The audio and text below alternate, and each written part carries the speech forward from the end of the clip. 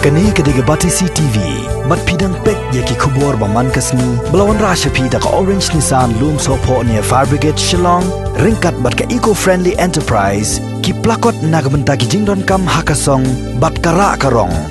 Menta nak kaliang jongka Education Department kaba ka bakidang ya examine bah menta kalong ya kini ki subjek ki bedang sa jongka nika CBSE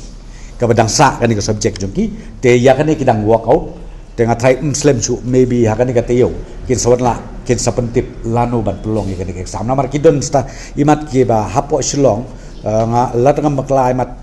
imat komisi hajan mud ki ban kita ki kena ki ban pendet itu ki subjek ki bedang sa don ki ban ki bahasa sa iwei don ba mo te ya kata ki ka work out chua mentana kaliang jongka Education Department kumno ban pelong ka exam nang kita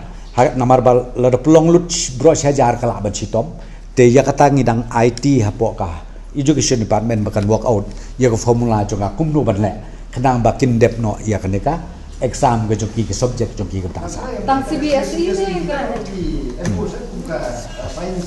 hoi ke embos ka don ten rei long ang sim in totality yakin ki class 12 bat ya ke embosu ke total mat ka poi kom siajar tam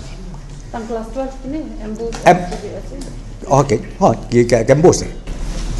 Kamu minta kila lah ban correct rekor pak tidak ada exam. mentaka correction le kadang ya cuman ta te mentang biak ngi PR tali ka correction golong ba ki ba satai sepo sa Garu Hills kla le setura bat yakini ki ba sane le nang ne Shillong te mentaka kadang ya ka correction kadang ya